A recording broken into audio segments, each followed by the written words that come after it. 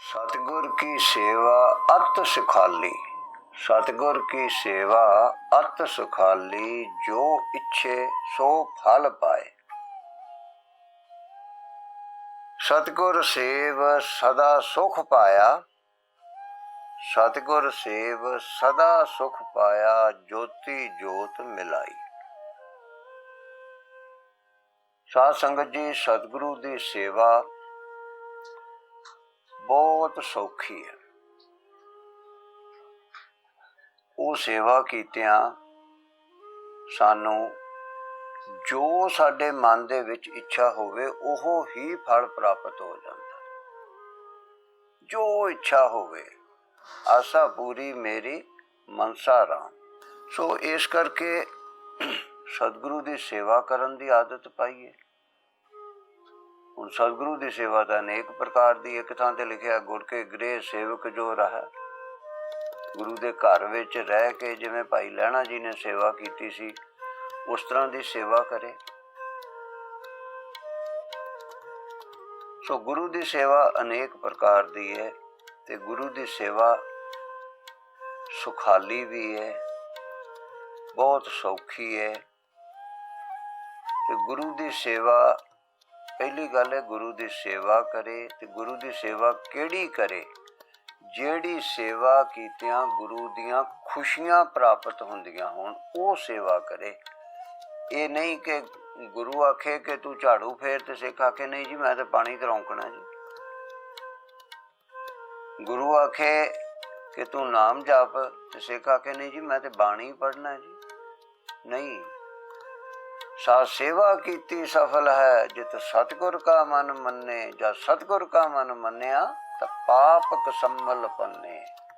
फिर उपदेश जे दिता सतगुरु, सो सुनिया सिक्खी कन्ने।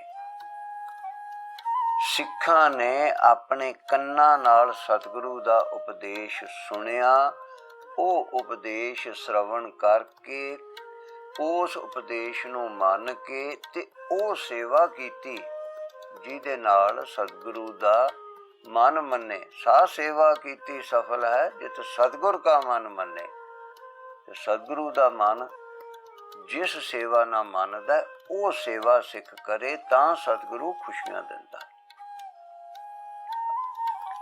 ते फिर की हुंदा? सतगुर की सेवा अत सुखाली, जो इच्छे सो फल पाए। जदों सतगुरु दा मन मने फिर जो इच्छा होवे, फिर हरेक चीज़ ही उन्होंने प्राप्त होंदी है सिख नूं। जिवें तुसीं प्रसंग सुनिया, जहेदार गुरदीप सिंह जी तो सिख सच्चे पातशाह दर्शन करन गया सतगुरु गोबिंद सिंह पातशाह दे। तो सच्चे पातशाह ने उन्होंने हुक्म किया, तेनों गुरु की खुशियां, तेनों गुरु की खुशियां आखियां, ते ओहदे घर दे सारे ही भांडे सोने दे हो गए।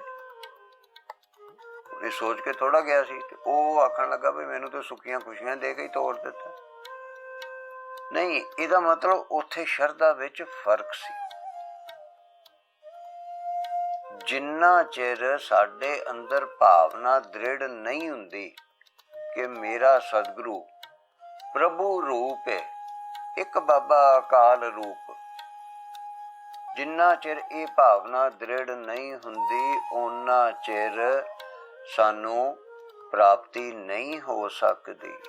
प्राप्ति ते तां ही है ना कि तन मन धन सौंप सब सतगुर को, गुरु नू सब कुछ सौंप दे।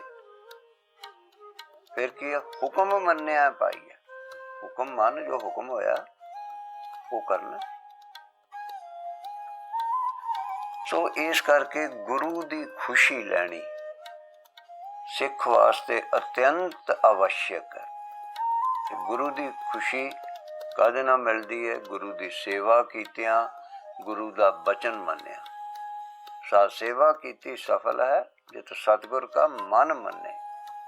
फिर जे सतगुर का मन मन जावे तो फिर जे ओदा मन मन्निया तो फिर पाप कसम्मल भन्ने, सारे करोड़ां जन्मां दे पाप ऐ दूर कर दिंदा सतगुरु। फिर होर की करदा? सतगुर सिख का हालत पलट सवारे। ये लोक ते अगला लोक भी सवार दिंदा। अगला लोक कोई विज्ञानक चंद्रमा ते जाण वाले चंद्रमा से भेजण वाले, किसी भी प्रकार के विज्ञानक संसारी लोक अगला लोक नहीं सवार सकते हो, ते केवल सतगुरु ही सवार सकता। इस करके सारे ही आखो धन सतगुरु राम सिंह सच्चे पातशाह।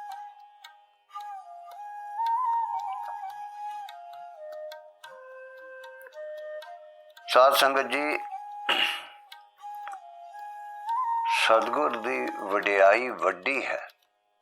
बाणी विच लिखिया सतगुर की वडियाई वड्डी है। बहुत वड्डी वडियाई है गुरु की, इन्नी विशाल इन्नी वड्डी ओदी शोभा है कि कीती नहीं जा सकती।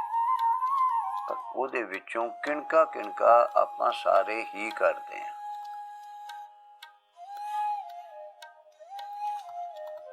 सतगुर होए दयाल तां सरदा पूरी है। सतगुर होए दयाल ना कबहू चोरी है। सतगुरु जदों खुश हुंदा है, सतगुरु दयाल हुंदा है, फिर झूरन का कोई मतलब नहीं। फिर झूरना क्यों है? क्योंकि झूरना तो तां है ना कि मेरी इच्छा नहीं पूरी हुई। तो जदों कह देता कि सतगुर की सेवा अत सुखाली, जो इच्छे सोई फल पाए, तो जदों जो इच्छा से सारियां ही प्राप्त हो गई हैं, सारियां ही सतगुरु ने पूरियां कर दित्तियां। इस करके सतगुरु की सेवा करनी, सतगुरु का बचन मनना ते बचन मन के बचन के अनुसार सेवा करनी, ये सर्वोत्तम कारज है सिख वास्ते। सतगुरु का बचन की है?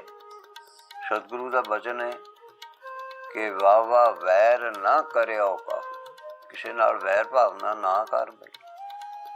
की साडे तो छुटदी है? गिणी चलियो। सतगुरु का बचन है मंदा किसे ना आखिया। जिहड़ी आसा दी वार आपां हर रोज़ सुनते हैं ना, भावें कोई हरमंदर साहब तो सुनदा, भावें भैणी साहब तो, मंदा किसे ना आखिए, किसी नूं भी माड़ा ना आखो। कि आपां वचन मानते हैं कि किसी नूं भैड़ा आखणों हटदे हैं? आपां जरा अपने अपने अंदर झाती मारियो, जरा ऐ करके। बंदे दिल खोज हर रोज, ये भी गुरबाणी च लिखिया होया, बंदे दिल खोज हर रोज। हर रोज जरा झाती मार के अपने अंदर वेखो, सोचो कि आपां माड़ा बोलना, किसी नूं किसी दियां बुराइयां करनियां आपां छड्डियां। फिर सच्चे पातशाह का हुक्म है, पर का बुरा ना राखो चीत। किसी का बुरा ना अपने मन में रख। कि आपां छड्डिया? अद्धा ही छड्ड दईए, जे सारा नहीं तो अद्धा ही छड्ड दईए। फिर सच्चे पातशाह का हुक्म है, हिक फिक्का ना गल आए, सबना मैं सच्चा तां नहीं। किसी नूं भी फिक्का ना बोल, सारियां दे विच प्रभु दा वासा है। कि आपां ये वचन प्रवान कीता, इस हुक्म नूं मन्निया? नहीं मन्निया। सच्चे पातशाह का हुक्म है, ये नेत्रो मेरियो हर तुम मैं जोत धरी, हर बिन अवर ना देखो कोई। सारियां दे विच प्रभु नूं वेख, ये ज्योति तां मिली है कि आपां ये वचन मन्निया। फिर जे नहीं मन्निया तो साडियां इच्छावां किवें पूरियां होणगियां? जे आपां गुरु का वचन नहीं मनांगे, साध संगत जी आप जी दसो कि फिर खुशियां किवें मिलणगियां? आप जी सारे आपो अपने परिवारां दे विच, सज्जना मित्रां दे विच सोचो, वेखो कि सानू खुशी कदों मिलदी है। साडे सज्जन मित्र, पति पत्नी, बच्चे दी, मां दी खुशी कदों मिलदी है? जदों साडी गल मन्नी जांदी है। जदों छोटे ਜਿਹੇ बच्चे की गल आपां ना मनीए, न्याणा ठाड़ करके बूथे ते ठोकदा, ठीक? ते चलो बच्चा ना मने, फिर मां भी ठोक दिंदी है, भावें किन्ना प्यारा हुंदा। सो गल तां बचन मन्ने दी है। संसार दे विच बहुतियां नाराजगियां साडियां एक दूसरे दी गल ना मन्नण करके हुंदियां ने। सो जे आपां सतगुरु दा बचन मन्नांगे ते भाई खुशी होवेगी, नहीं मन्नांगे ते नहीं होवेगी। बड़ी सादी जी गल है। बचन मनना शुरू करिए ना। मैं आप जी नूं 5 बचन गिनाए ने, इन्हां 5 विचों अपने अपने अंदर सोच के दसो मैनू, आप विचारो कि ये बचन मनन ते किन्ना क खर्चा हुंदा। ये बचन मनन ते जेड़े गुरबाणी विच सच्चे पातशाह जी ने अपनी रसना तो उचार के लिखे हुए ने, ਉਹ बचन मनन उत्ते अपना खर्चा किन्ना क हुंदा है, किन्ना क औखा काम है, शरीर नूं किन्ना क कष्ट आउंदा है ये बचन मनन ते, जरा दसोगे मैनूं? नहीं, नहीं दसोगे। अपने आप नूं दसो, ते नहीं ते ये बचन मनने शुरू कर दिओ। बचन मन के वेखो किन्ना वड्डा सुख आप जी नूं मिलेगा।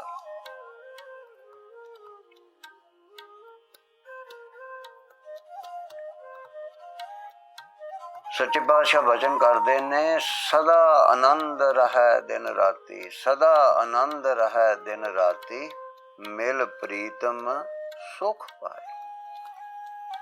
सदा आनंद हो जाएगा जे ये वचन मनोगे ना, तो सदा सदा दा सदीवी आनंद दी अवस्था हो जाएगी। करके वेखो। ये मान लईए कि आपां इस संसारिक विहारिक जीवन जिउंदियां 24 घंटे वास्ते ते आपां किसी नूं मंदा बोलणों नहीं, किसी दी बुराई करनों नहीं हट सकते। ठीक है, 90% तो हट सकते हैं। ये भी मान लईए कि आपां 24 घंटे सारियां दे विच प्रभु नूं नहीं वेख सकते, 10-20 सेकंड तो वेख सकते हैं। ये भी मान लीए कि विरोध करना, नफरत करनी, ये आपां सदा वास्ते नहीं छड्ड सकते, कुछ मिनटां सकिंटां वास्ते छड्ड सकते हैं, जां वधिया गल है कि 80-90% छड्ड सकते हैं। ये भी मान लीए कि परिवारक विहारक जीवन जिउंदियां कौड़ा किते ना किते तो बोलिया ही जाता है, पर 90% तो मिठा बोल सकते हैं। ये भी मान लीए कि साडे तो वैर विरोध सदा वास्ते नहीं छुटदा, विहारिक जीवन च धक्के नाल हो ही जाता है, पर आपां 80-90% तो छड्ड सकते हैं ना, इहदे ते कोई खर्चा नहीं हुंदा। करके वेखो। ये 5 बचन मन्निया, जे आप जी नूं कोई घाटा पै जावे ते मेरे तो लै लिओ जे, ते जिहड़ी आमदन तुहानूं हो जाएगी थोड़ा जिहा उहदे चों मैनूं दे दिओ जी। 5 बचन ने, फिक्का नहीं बोलना, विरोध नहीं करना, किसे दा बुरा अपने चित्त विच नहीं रखना,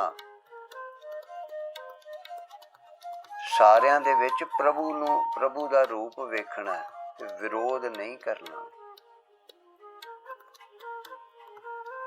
5 प्रवान 5 प्रधान, 5 चीज़ां ने, 5 चीज़ां करके वेखो। 5 नवाजा वक्त 5 पंजा पंजे नाओ।